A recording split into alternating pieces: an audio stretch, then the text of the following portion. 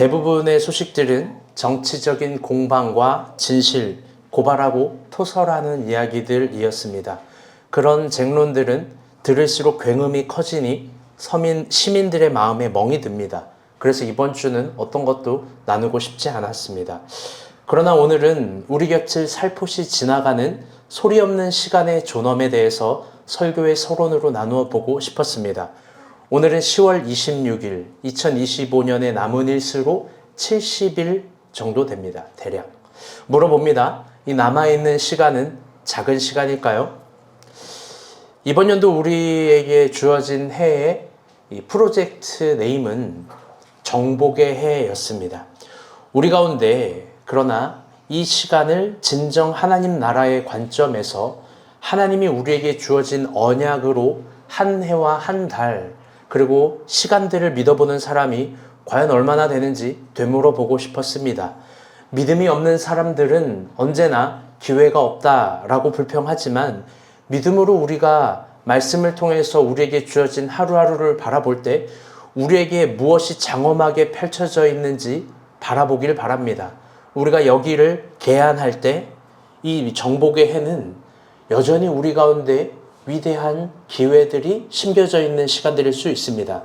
나중을 돌이켜볼 때 이 정복의 해에 넝마 같은 나의 망설임들이 가장 후회스러울 것입니다. 반드시 그럴 거예요. 지지난주 용식 형제가 인스타그램에 올린 글이 제 마음을 울렸습니다. 여러분도 울릴 겁니다. 한번 나누어 봅니다. 복잡한 질문 속에 단순한 대답을 해본다. 나이키 슬로건처럼 Just do it. 광고회사에서 나오셨나요? 그냥 하고 있다. 그냥 하는 것만이 주어졌으니 그냥 하고 간절히 주어지길 바랬으니 그냥 하고 있다는 대답이다. 종종 한가했던 어떤 날들을 기억해본다. 그날 나의 처량함과 간절함들을 모아 기도했던 내용은 잘 들어보세요. 이거 중요해요. 한 번이라도 기회를 주시면 그날 간절한 마음을 잊지 않고 감사한 마음으로 열심히 바쁘게 살아보고 싶다라는 내용이었다. 그러니 오늘은 그날의 기도의 응답이기도 하다. 하나님께 약속했으니 그날을 잊으면 나는 거짓말쟁이가 되는 것이다. 나의 본업이 무엇인지 생각해 본다. 그러나 이제 본업이 무엇인지 생각하지 않기로 했다. 주어진 모든 것이 본업이다. 부업은 본업이 되고 본업은 부업이 되기도 하니 그냥 모든 것이 본업이라고 생각하고 모든 것에 최선을 다해보기로 다짐해 본다. 아내와 농담 반 진담 반으로 우리는 언제 쉬냐는 말을 자주 한다. 나는 진담 반 농담 반으로 천국에 가서 쉬자라고 이야기를 한다. 사실 나는 어른들을 만나며 깨달은 사실이 있다. 결국 이 시간도 지나고 더 진하게 일할 걸 하고 오늘을 그리워할 날들이 올 거라는 사실이다. 일하며 만난 수많은 어르신들이 오늘 나의 시절을 그리워하는 모습을 보며 깨달은 사실이다. 아멘. 여러분 너무 은혜스럽지 않나요? 우리 모두 여기에 자유할 수 있을까요? 아니요. 우리 나중에 조금만 나중만 돼도요. 지금의 바쁨과 피곤함을 그리워할 겁니다. 저도 중독처럼 재작년, 작년 더 열심히 살지 못한 게 그립고 아쉽습니다. 진심입니다. 그러니 우리에게 남은 70일 여전히 유효하고 충분합니다. 우리를 약속의 땅으로 이끄실 하나님은 여전히 우리를 섬세하게 인도하실 하나님입니다. 불평하고 대충 살기에 우리에게 주어진 기회가 너무 큽니다. 아멘?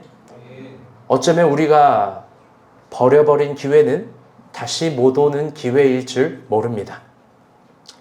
이번 주 퀴즈도 역대하였습니다. 다들 어떠셨는지요? 이번 주는 히스기야의 그 웅장한 역사가 끝이 났습니다. 그리고 그의 아들 므낫세가 왕이 됩니다. 그런데 참 재미있게도 히스기야는 하나님 보시기에 선왕이었다면 그의 아들인 므낫세는 대표적인 악한 왕입니다. 우리 PPT 한번 봅시다. 1절, 2절입니다. 시작. 므낫세가 왕위에 오를 때 나이가 70세라 예루살렘에서 50년 동안 살았으며 여호와 보시기에 악을 행하여 여호와께서 이스라엘 자손 앞에서 쫓아내신 이방 사람들의 가증한 일을 본받아. 아멘. 본문은 므낫세에 대해서 이야기를 합니다. 여러분 저를 봐주세요. 이 PPT 보지 마시고. 12세의 왕이 되고 55년간 이스라엘을 다스렸다라고 합니다. 그 인간사 이거 끝났으면 전환을 화면을 해주셔야죠.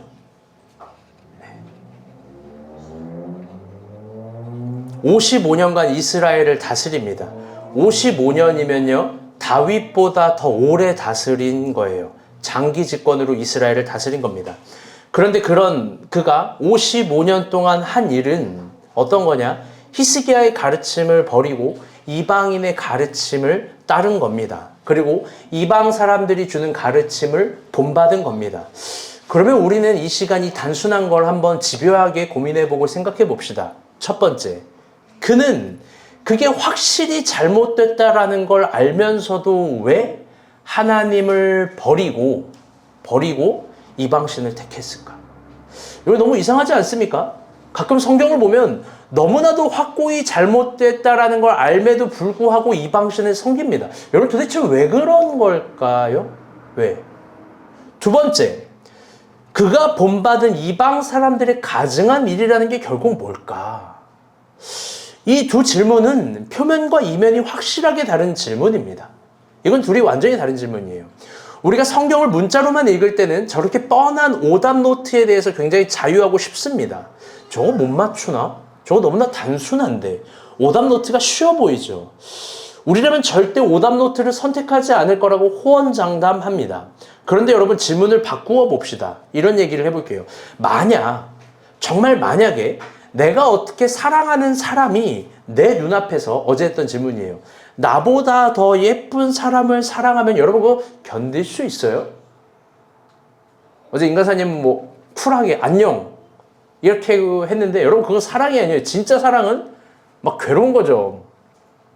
여러분 두 번째, 반대로 내 눈앞에서 나보다 더 멋지고 잘생긴 사람을 내가 사랑하는 사람이 사랑하면 그거 견딜 수 있어요? 현미, 최근에 남자친구가 생겼는데 선규 형제가 현미 말고 현미 옆 사람을 더 사랑하면, 옆 사람 지금 저기 학렬 형제예요. 지금 표정이 하늘을 잃었어. 한마디만 했는데 견딜 수 있어요?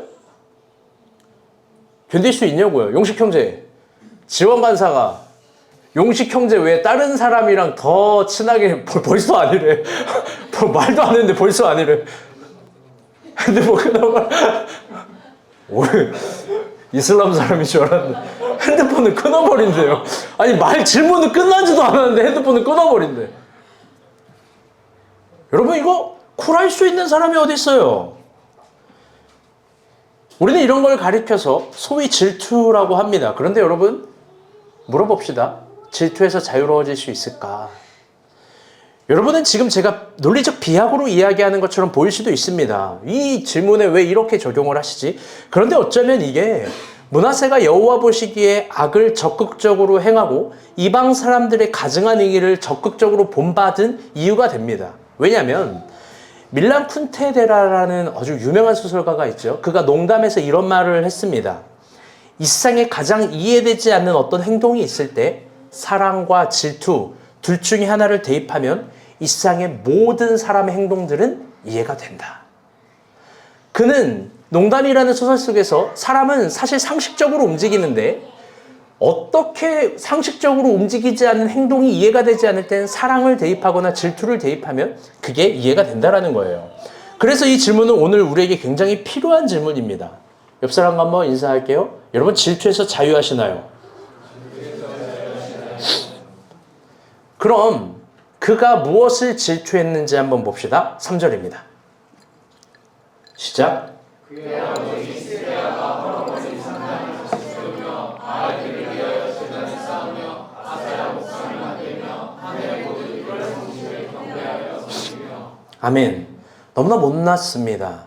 결론적으로 말하면 므낫세가 질투한 건 그의 아버지 히스기야입니다. 그는 의도적으로 히스기야의 역사를 제거합니다.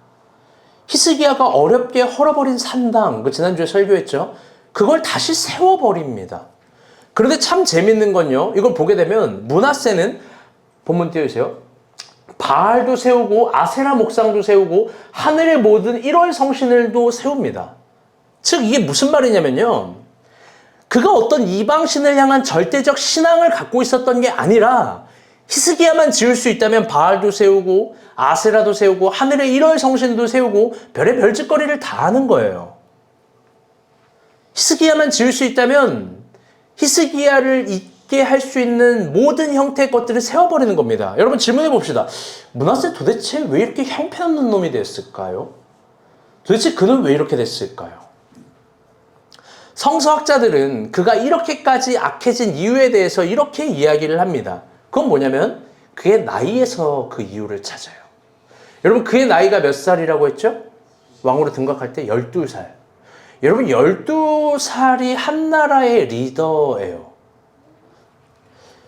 여러분 그가 즉위할 때 12살 한번 깊게 생각해 봅시다. 12살은 사실 아버지를 질투하기보다 아버지의 정과 가르침을 그리워할 나이예요. 그런데 한번 깊게 생각해 봅시다. 그가 12살에 물려받은 이스라엘은 위중하고 위태로우며 긴장감 있는 상태입니다. 한 결정 한 결정이 아주 위태롭고 중요해요. 태평성대를 이룬 나라가 아닙니다. 근데 그때 므낫세 옆에는 충신보다는 간신들이 더 많았을 거예요. 그리고 모든 간신들의 나쁜 역사가들의 습작처럼 아버지와 본인을 비교했을 거예요. 멀리 가지 않고 우리나라 조선왕조 실록만 봐도 그럽니다. 대부분 왕이라는 직위도 받지 못했던 그런 나쁜 왕들이라고 불리는 왕들의 슬픈 사연이 있는데 옆에서 내시들 혹은 간신들이 자기 아버지와 비교를 하는 거예요. 그럼 막 미치는 거예요. 자기 형이랑 비교를 하고 그럼 미치는 겁니다. 그리고 그가 나이가 들어 성인이 돼서 어느 정점에 이를 때는 적극적으로 히스기야가 세우고 반대한 것들을 펴는 정책만 피는 거죠. 그게 므낫세의 평생입니다. 그런데 사실 므낫세가 진정 깊게 연구하고 배워야 될 건 히스기야일 텐데 그걸 거부합니다. 그럼 이 시간 한번 생각해 봅시다. 그럼 므낫세는 뭐가 되고 싶어 했을까요? 아니, 므낫세 옆에 있었던 간신들은 그에게 뭐가 되라고 했을까요? 그게 너무 극명합니다.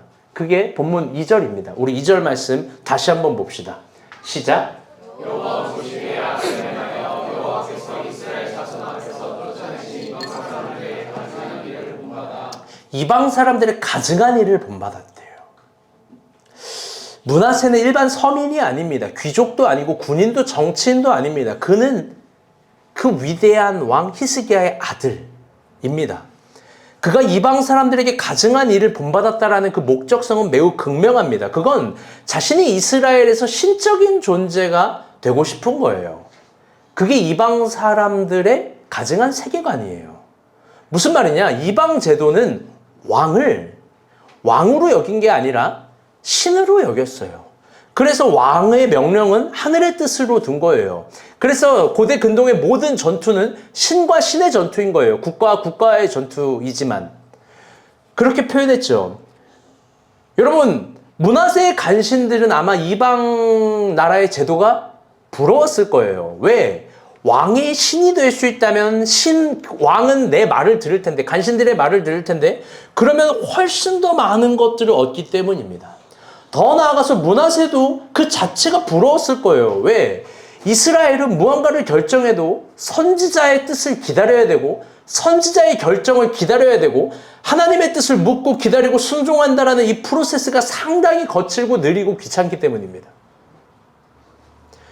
그래서 사울은 이걸 못 기다리고 자기가 직접 예배드리고 결과는 망하죠.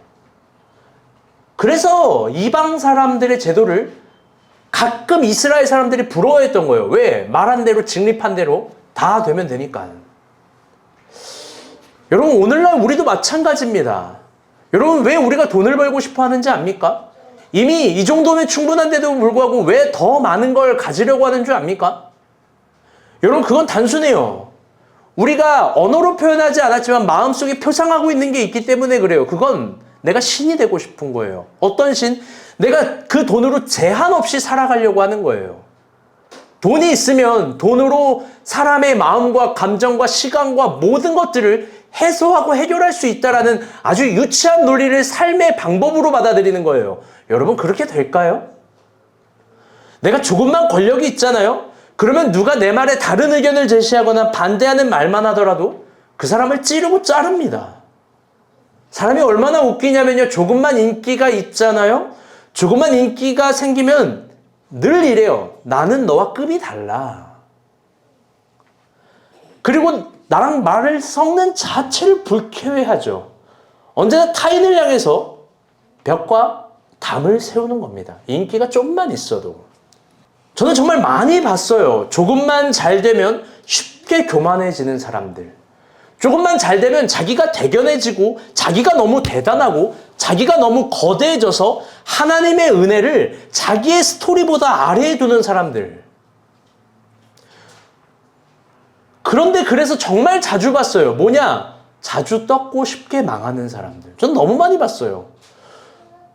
여러분, 우리 안에도 그럴 수 있는 여지가 있는 사람들이 상당히 많아요. 조금 잘 돼요. 여러분, 막 크썸 조금 인기가 많아지고 잘 돼요. 그러면서 민정이한테 얘기하는 거예요. 넌 나랑 급이 안 맞아. 야, 말 섞지 마. 자, 여러분, 일반인이었으면 조금 잘 되면 이럴 거예요. 이러면서 친구 떨어져 나가고 다 사지 떨어져 나가고. 여러분, 지금은 무서운 줄, 누가 무서운 줄 알고 질서 안에 있는 거예요. 여러분, 지원관사 안 그러겠습니까? 돈 좀 벌면 형주 목사님, 나 지금 잘 나가요. 나랑 말 섞을 생각 하지도 마요. 과거 얘기하지 마요. 그러면서 딱 칼같이 자르고. 요즘 장사 트렌드를 알아요?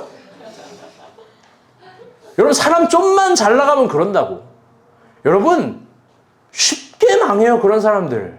진짜로요. 쉽게 망한다고. 쉽게 교만해지고 쉽게 망하는 사람들 너무 자주 봤어요. 너무 자주 봤다고.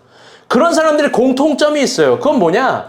겸손을 표현해요. 겸손한 표정을 져요. 그런데 그 겸손을 인생의 주된 삶의 세계관이 아니라 자기의 장신구처럼 여기는 거예요. 겸손을 표현하고 겸손한 표정을 지지만 결국 마음속에 모순이 있어요. 무슨 모순이냐? 다 잘 들어봐요. 진짜예요. 자기가 겸손하지만 겸손함으로 말미암아 난 더 높아져야 돼. 여러분, 이런 모순을 갖고 있는 거예요. 자기가 낮아지려고 하지만 자기의 행동이 낮아짐으로 말미암아 난 더 드러나야 돼. 이런 모순을 갖고 있는 거예요.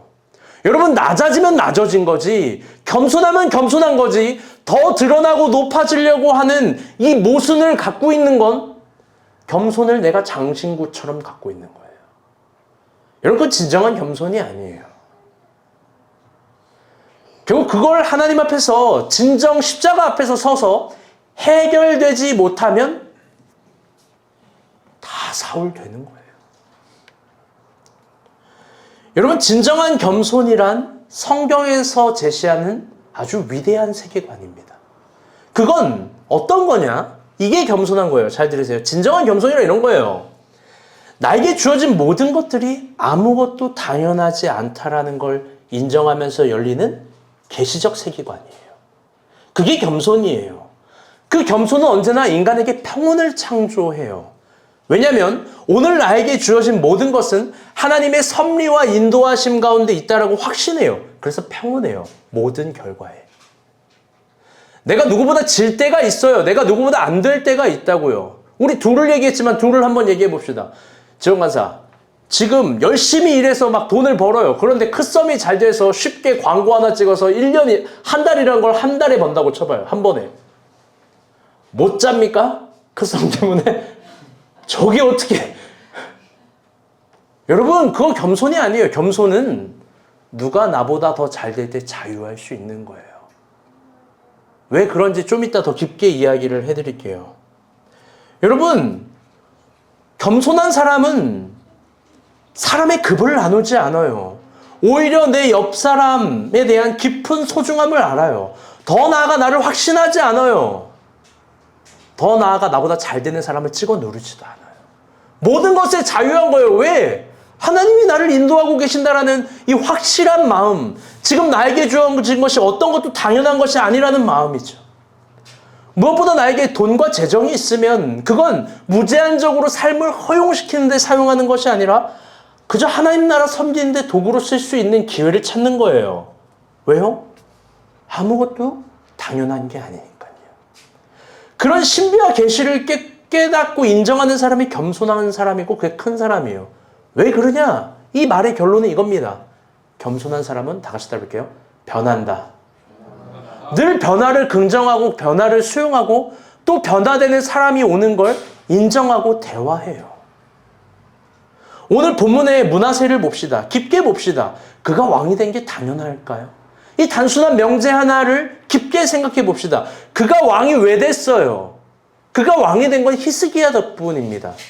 그런데 55년이라는 장기 집권을 하면서 한 나라의 최고 권력으로 그가 사용한 힘은 오늘 여기에 있게 한 자기의 아버지 히스기야를 질투하고 지우는 거예요.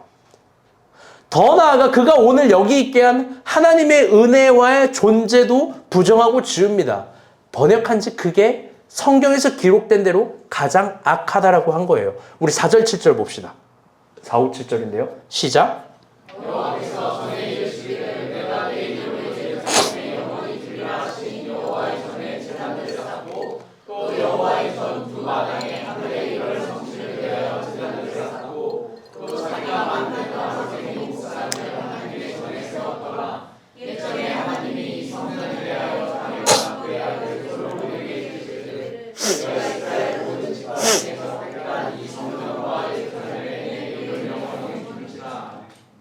아멘.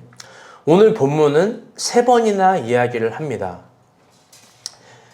강조를 하는 거예요. 3번 연속. 어떤 거예요? 감히 이스라엘에 하나님이 있어야 될 그 자리에, 여러분 저를 보세요. 중요해요. 므낫세가 어느 정도로 악랄해지고 나빠지게 되냐면 감히 이스라엘에 하나님이 있어야 될 그 자리에 하나님마저 지운 거예요. 왜요? 자기가 신이 되고 싶으니까.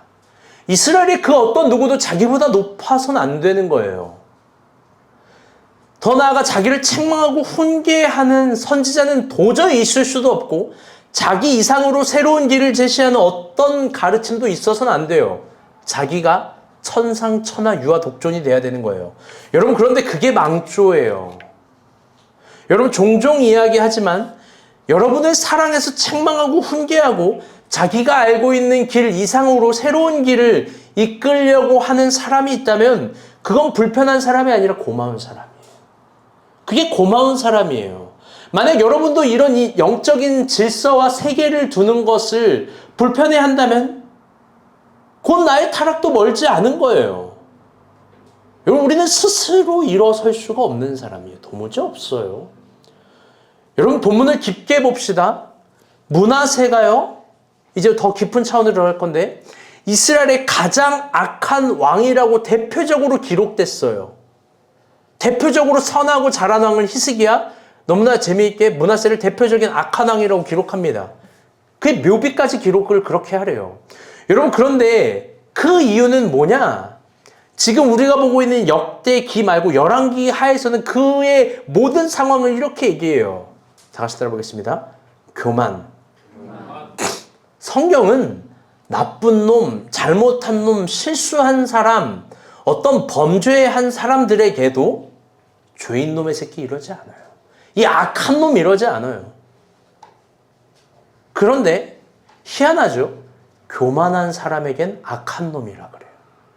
여러분 도대체 교만이 뭐길래 이렇게까지 할까? 여러분 교만이 뭘까요? 여러분 교만 읽어보셨나요? 여러분 교만의 일반적인 정의는 이런 겁니다.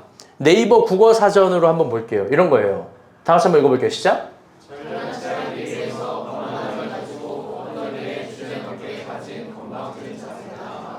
이게 교만이래요. 네이버 국어사전은 이렇게 얘기해요. 여러분 한자로 검색하면 더 다양한 범주를 이야기해요.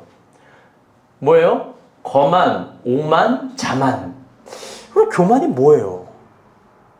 영어 사전은 더 넓게 범주를 제시합니다. 뭐예요? 자만, 건방진, 오만, 과시, 자랑. 여러분 그런데요. 그래요. 물론 이것도 다 교만이죠. 이거 교만 맞아요. 자만하고 건방지고 과시하고 뭐 이런 마음들 교만이 아닐 수가 없죠. 그런데 성서에서 생각하는 교만은 이런 교만과 조금 달라요. 성서에서 제시하는 교만은 히브리어로는 가아바, 헬라어로는 휘페라피니아라는 단어인데요. 둘 다 기원된 의미가 같습니다. 이건 세 가지 의미를 갖고 있는데 이렇게 됩니다. PPT 떼주세요. 첫 번째는 다 같이 해볼게요. 자부심.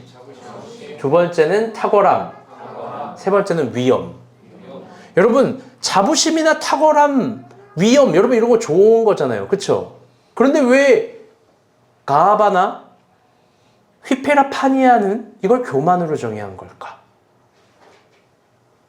성서적 세계관의 교만은 좀 달라요. 그건 뭐냐면 자부심이나 탁월함이나 위험 같은 인간을 아름답게 하고 자기의 지위를 아름답게 하는 그 요소가 타락하고 부패될 때 교만이 시작되는 거예요. 즉 교만이라는 건 뭐냐? 다 같이 따라볼게요. 아름다움의 부패. 여러분 인간의 영혼이 아름다울 수 있어요. 아름다울 때가 있다고요. 그런 자부심, 탁월함, 위험 그런 에너지들이 있어요. 그런 상태 동사들이 있다고. 그런데 그게 타락이 될 때, 부패가 될 때 교만이라는 아주 다양한 범주가 시작되는 거예요. 정리해 봅시다. 므낫세는 왕이 된 게 당연한 걸까요? 여러분 도무지 당연한 게 아닙니다. 그런데 지금 그는 당연하게 주어지지 않은 왕이라는 그 은혜의 자부심, 탁월함, 위험 이게 부패하고 타락한 거예요. 여러분 우리도 마찬가지 아닙니까? 우리 중에 우리의 자리가 당연한 사람이 정말 있을까요? 여러분 아이 부모도 생각해 봅시다. 연미 형제, 연미 자매 채아 부모가 된 게 당연한 건가요?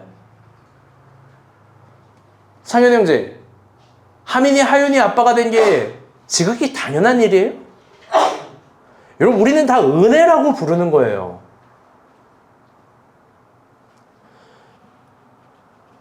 여러분 그 므낫세라는 왕은 그를 왕이 되게 해준 아버지를 있습니다. 그 나라가 존재되고 존속하게 해준 하나님을 있습니다. 그리고 자기가 감히 아버지를 제거하고 하나님을 제거해서 그 자리에 앉으려고 합니다. 그게 가장 최악의 교만이에요. 사랑하는 여러분 잊지 마세요. 교만으로 하나님을 싸워 이길 수 없어요. 교만으로 하나님 앞에서 얻을 수 있는 것도 없어요. 그런데 저는 본문을 깊게 연구하면서 이 부분이 중요한 건데 저는 정말 온몸에 소름이 두드러기처럼 올라오고 털이 사슬처럼 바삭 서는 걸 느꼈어요. 본문을 연구하면서 그건 한 가지 의문에서부터 시작된 건데 이런 겁니다. 번역한 줄 의연 잘 들어봐요. 그는 왜 왕으로서 가진 탁월함, 위엄, 자부심에 대해서 눈뜨지 못했을까라는 거예요. 한번 편하게 얘기를 해볼게요. 12살이 왕이 됐어요. 여러분 가당키나 한 거예요? 여러분 그럼 반대로 이야기하면 이거에 대한 무게감도 있지만 이거에 대한 엄청난 은혜라는 걸 나의 12살 애들과는 다르다라는 걸 그는 분명히 알았을 거 아니에요. 더 나아가 그가 55년 동안 장기 집권을 합니다. 내가 다윗보다 더 오래 집권하는 이스라엘에서 가장 오래 장기 집권한 왕 중에 한 명이에요. 55년. 여러분 근데 왜 이거에 대한 자부심, 탁월함, 감사 여기에 대해서 눈을 뜨지 못했을까? 그가 왕으로서 누리거나 가진 것들은 정말 작거나 모자른 것이 아닌데 왜 그는 아무것도 할 수 없는 사람처럼 있는 걸까? 결론적으로 얘기하면요. 제가 진짜 이걸 깨닫고 소름이 파바바박 돌았어요. 지금도 막 피부에 진짜 소름이 돋는 것 같아. 그게 뭐냐면요. 다 같이 따라볼게요. 교만의 무서움. 이게 교만의 속임수자 무서움이에요. 잘 들어봐요. 여러분 약한 교만, 낮은 교만들이 있어요. 그건 아까 한자어 같은 어떤 국어사전들이 표현한 모든 것들이에요. 거만하고 자만하고 오만하고 건방지고 아는 척하고 시시껄렁하고 이게 다 교만이라고 쳐요. 여러분 그런데요. 이런 건 자기가 가진 한 가지만 균열나도 금세 겸손해져요. 예를 들어 봅시다. 항렬 형제가 학생을 10명 가르치다가 한 100명 가르쳐요. 그러다가 하나님 은혜로 1000명 이제 가르치게 된 거예요. 잘 된 건데 이제 막 교만해지는 거예요. 야, 강남 1000명이야 나. 목사님 고작 한 주에 30명 설교하잖아요. 저는 매주 1000명이에요. 저 앞으로 첨학렬이라고 불러주세요. 막 이러는 거예요. 막. 여러분 그런데 그가 하나님이 인원 다 끊어버리고 3명 주잖아요. 금세 꼬꾸라지고 무릎 꿇고 안수해 주세요. 기도해 주세요. 축복해 주세요. 여러분 사람은 그래요. 낮은 교만은 부셔지기 쉽고 새롭게 되기 쉬워요. 자기가 잘하는 거 그거 하나님이 조금만 부셔뜨리면 특별히 어처구니 없이 교만한 사람 중에 건강을 하나님이 부러뜨리시면 그렇게 겸손해져요. 저희 아버지가 평생 건강이라는 거에 자부심을 갖고 있으셨던 분이에요. 그런데 심장 수술 한 번 하고 아버지가 깨어난 다음에 바로 예배당 맨 앞자리로 가요. 여러분 사람이 그래요. 건강 한 번 무너지면 하나님밖에 없는 거예요. 여러분 이런 교만은 괜찮아요. 금세 겸손해지니까.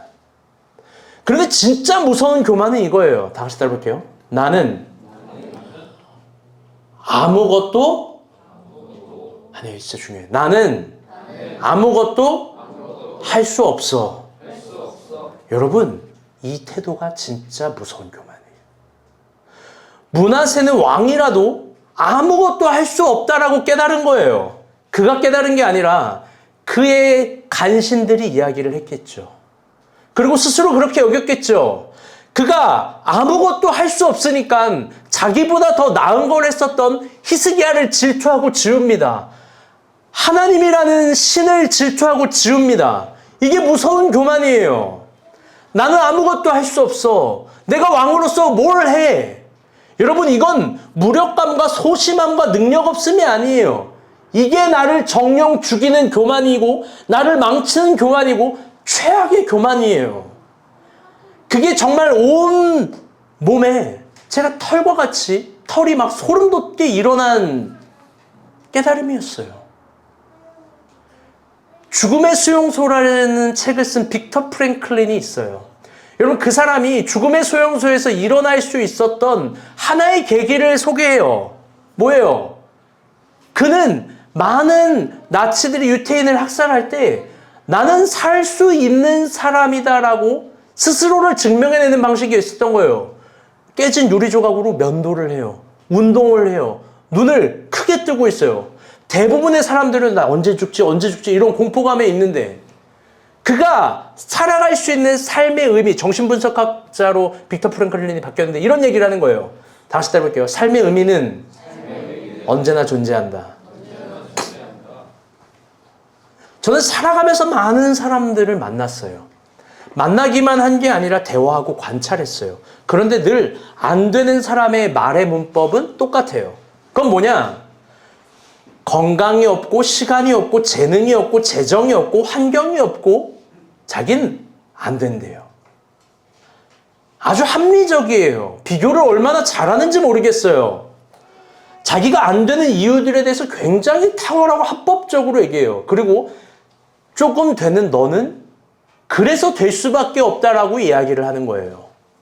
결국 그걸로 뭘 얻는지 알아요? 시간이 갈수록 망가진 자기 인생만 보는 거예요. 그리고 마음 한켠에 늘 원망을 준비해요.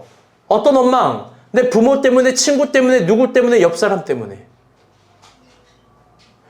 여러분 깨진 유리조각 하나라도 살 수 있고 살아갈 수 있는 이유가 있다라고도 말하는 사람이 있는 반면 난 아무것도 할 수 없대요. 그러면서 잘하는 게 있어요. 그런 사람들이. 그건 뭔지 아냐? 뭔지 알아요? 자기 자신을 그토록 안쓰러워해요. 자기 자신을 그토록 연민해요.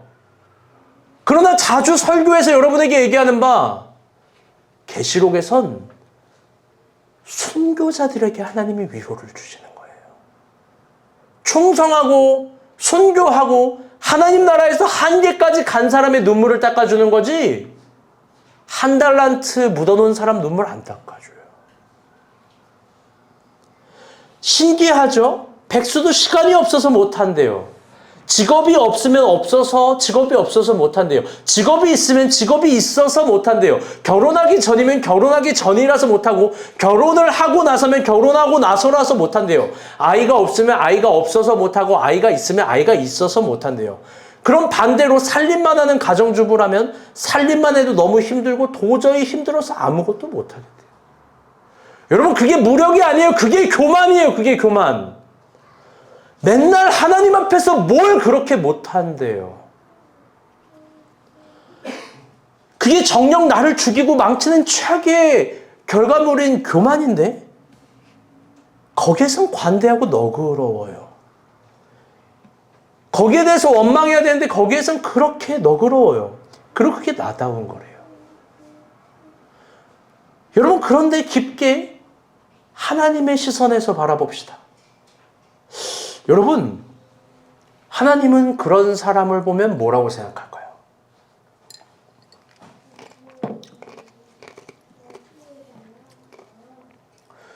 여러분 깊게 생각해봐요. 하나님은 그렇게 안 되고 나는 안 될 수밖에 없고 도저히 아무것도 안 하려고 하는 사람 여러분 안쓰럽게 보겠습니까? 물론 그분의 긍휼은 한이 없어서 안쓰럽게 보겠죠. 그런데 예수님께서 하신 비유도 봐요.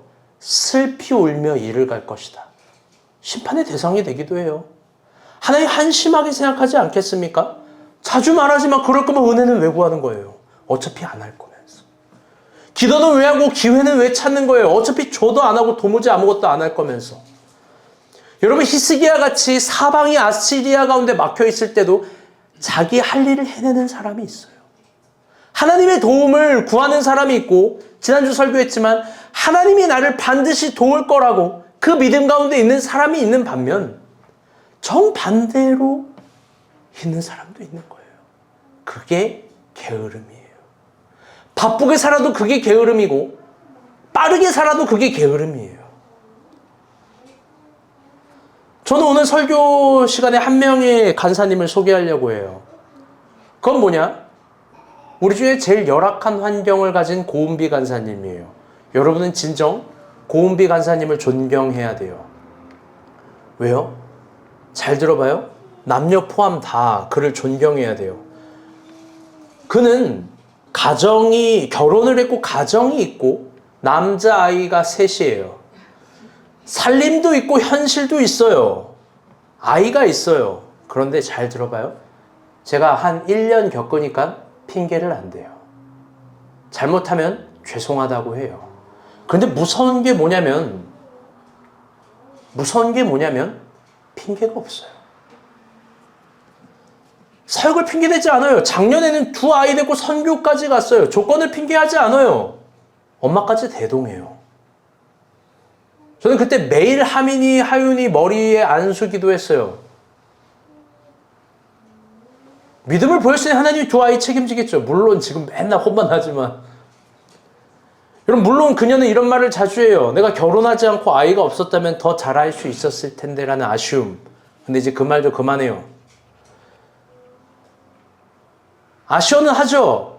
그런데 자기에게 주어진 것들이 핑계를 하지 않아요. 제가 1년 동안 겪으면서 느낀 거예요. 여러분 은비 간사님과 깊게 사귀어 봐요. 관계를 맺어 봐요. 불평하고 핑계 대는 게 있나? 차라리 잠을 포기하지 하나님이 자기에게 준 모든 일들 그거 포기하지 않는 거예요. 가끔 지원 은비 깜짝깜짝 놀라요. 제가 늦게 자니까 새벽 2시에 뭘 명령하거든요. 지원이가 2시 반에 대답을 해요. 2시 29분에 카톡을 하면 3시 반에 카톡을 하는데 4시에 대답을 해요. 뭐예요? 아직도 안 자는 거야 뭐야? 여러분 이게 한 주가 아니라 매주예요. 차라리 잠을 포기하지 하나님이 주신 걸 포기하지 않는다고. 여러분 그게 겸손한 거예요. 진짜 무서운 교만은 모든 상황에서 나는 아무것도 할 수 없다라는 넋두리 같고 넋마 같고 두리뭉실한 태도예요. 그러면서 이런 말을 하죠. 나 안 해도 돼. 안 해도 돼. 은혜도 구하지 마요. 그게 결국 나를 창조하신 하나님을 망치는 교만이고 나를 붕괴시키는 교만이니 여러분 진짜 거기에 속으면 안 되는 거예요. 하나님이 이미 충분히 주셨어요. 아멘? 하나님이 충분히 주셨다고요. 그걸 못 믿을 때 므낫세처럼 결국 다른 걸 신앙하는 거예요. 다른 걸 질투하는 거예요. 심지어 하나님이 있어야 될 자리에 다른 걸 섬기는 거예요. 여러분, 그렇다면 반대로 겸손이란 뭘까? 여러분, 이게 중요합니다. 10절에서 13절 봅시다. 시작.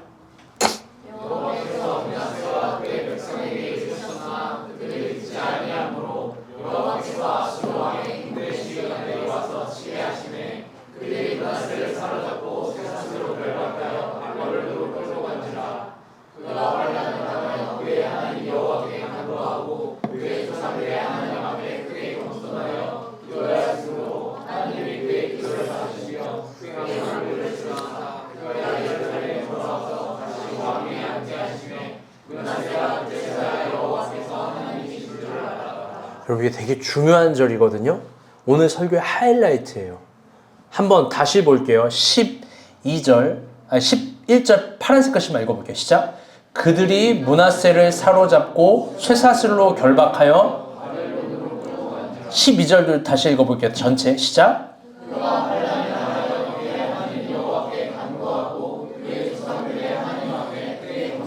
거기까지. 이게 참 너무나 아름다운 신학적 문법인데 여러분은 뭐 그냥 그런 말인 것 같지만 역대하 기자는 이걸 정확히 구분한 거예요. 뭐냐면 그의 하나님 여호와께 간구하고 동그라미 그의 조상들의 하나님 앞에 크게 겸손하여. 13절은 우리 형주 형제가 한번 읽어주세요. 기도하였으므로 하나님이 그의 기도를 받으시며 그의 간구를 들으시사 그가 예루살렘에 돌아와서 다시 왕에 앉게 하시매 므낫세가 그제서야 여호와께서 하나님이신 줄을 알았더라. 아멘. 여러분, 진짜 인상 깊은 본문이에요. 겸손이란 뭔지 한번 얘기해 봅시다. 마지막으로. 이게 설교 하이라이트예요. 므낫세가 회개합니다. 회개한 이유는 그가 완전히 망해버렸기 때문에 그래요. 아수르가 므낫세를 쇠사슬로 사로잡고 바벨론으로 끌려갑니다. 성경 그가 빨개 벗고 끌려갔대요. 역대하에서는 그걸 감추지만 열왕기에서는 얘기를 해요. 비참해요. 그리고 본문의 과정은 삭제하지만 신기한 게 그가 회개하고 크게 겸손했더니 다시 예루살렘으로 돌아옵니다. 중간 지점은 삭제예요. 그런데 그 중간 지점에 므낫세가 한 게 뭐냐면 나의 하나님 앞에 그리고 조상의 하나님 앞에 크게 겸손하게 행하고 기도했다고 합니다. 여러분, 내가 물어봅시다. 크게 겸손하게 행하고 기도했다라는 게 뭐예요? 겸손은 겸손이지 크게 한 겸손은 뭐예요? 이렇게 인사할 거 막 이렇게 인사하고 뭐 이런 게 겸손입니까? 여러분,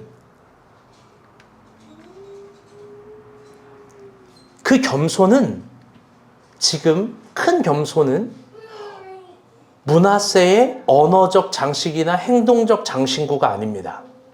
그 겸손은 어떤 겸손이냐면 우리 13절 빨간색 글씨만 읽어볼게요. 시작. 아멘. 그 겸손은 뭐냐면 그 하나님이 그제서야 여호와가 하나님인 줄 알았더라. 이게 엘로힘이 야훼인 줄 알았더라라는 얘긴데요. 무슨 말이냐면 그 엘로힘이라는 그 고유명사가 다윗의 하나님, 이스라엘의 하나님, 히스기야의 하나님이 사실 지금 자기의 야훼라는 걸 알게 된 거예요. 그걸 믿은 거예요. 그래서 13절에서 표현한 므낫세는 그제서야 엘로힘이 야훼인 줄 알았더라. 여러분, 결국 그가 하나님을 믿는다는 건 어떤 의미냐? 크게 겸손했다라는 건 어떤 의미냐? 성서의 하나님이 봐요. 이스라엘의 하나님이, 다윗의 하나님이, 그리고 내가 영적으로 질투하고 부러워했던 히스기야의 하나님이 나의 하나님이라는 걸 아주 깊게 인식한 겁니다. 내가 정말 질투했었던, 미워했었던 히스기야의 하나님이, 히스기야를 세운 하나님이 사실 나의 하나님이라는 걸 여러분 깨닫고 인식하고 인정하는 거예요. 그리고 그 엘로힘이 야훼라는 걸 깊게 수그리고 들어가는 겁니다. 그 하나님이 나에게 주신 건 아무것도 당연하지 않다라는 걸 깨달은 거죠. 그리고 그는 여기서부터 무엇이든지 시작될 수 있다는 걸 안 겁니다. 그래서 결론적으로 과정은 삭제하지만 바벨론에서 다시 예루살렘으로 돌아온 거예요. 사랑하는 여러분, 오늘 우리는 어떤 하나님을 믿습니까? 도대체 하나님을 겸손하게 믿는다는 게 뭡니까? 도대체 어떻게 하면 아수르에서 예루살렘으로 돌아올 수 있는 거예요? 늘 질투함으로 이방인의 가증한 교훈을 사모하고 수만 가지의 핑계를 대면서 나는 아무것도 할 수 없다고 확신하는 교만한 사람들은 들어보세요. 우리가 정말 믿어야 될 하나님은, 우리가 겸손하게 믿어야 될 하나님 앞에 겸손은 뭐냐? 성서의 하나님이, 다시 따라볼게요. 나의 하나님. 나의 하나님이라는 거예요. 더 나아가 내가 영적으로 질투하는 어떤 이의 하나님도 지금 나의 하나님이라는 거예요. 그 사람을 질투하는 게 아니라 그 사람을 만나준 하나님을 사모하기 시작하는 거예요. 여러분, 겸손이란 좋은 걸 뺏기는 게 아니에요. 그 하나님을 너무나 사모하고 만나고 나도 만나주시기를 희망하는 거죠. 그리고 그 하나님이 너무나 나를 사랑해서 지금 나에게 주신 어떤 것도 당연하지 않다라는 감각입니다. 그럴 때 그도 히스기야처럼 할 수 있다라는 자신감이죠. 왜? 하나님은 이미 충분한 걸 주셨으니까. 늘 우리 가운데 즐거움이처럼 되는 핑계들이 있습니다. 시간이 없어요. 기회가 없어요. 돈과 건강이 없어요. 여러분, 그런데 하나님은 24시간을 주셨고 24시간의 기회를 주셨고 그 안에서 벌 수 있는 조금의 돈과 건강도 허락하셨어요. 그런데 한번 이런 얘기를 해볼게요. 하나님은 이 세상의 모든 만물을 24시간 안에 가두어 버리셨어요. 한정시켜 버리셨다고요. 번역한 즉 24시간 안에 무엇이든지 충분한 거예요. 그러면 그렇게 므낫세가 하나님을 인정하고 섬겼을 때 그는 더 이상 히스기야를 질투하지 않고 히스기야가 이스라엘의 왕이 된 것처럼 그도 차라리 이스라엘을 치리하기를 바랬던 거예요. 에너지가 서로 다른 거예요. 그럴 때 그는 다시 이스라엘로 돌아옵니다. 사랑하는 여러분, 하나님이 질투될 정도로 하나님을 사랑하시길 바랍니다. 아멘? 우리 중에 부러운 사람이 있다면 부러워도 하시고 그 하나님이 내 하나님이라고 기도도 하시고 그 하나님이 나를 만나달라고 겸손하게 엘로힘이 나의 야훼였다고 고백하는 우리가 되길 바랍니다. 아멘? 조상의 하나님이 나의 하나님입니다. 말씀의 결론을 맺겠습니다.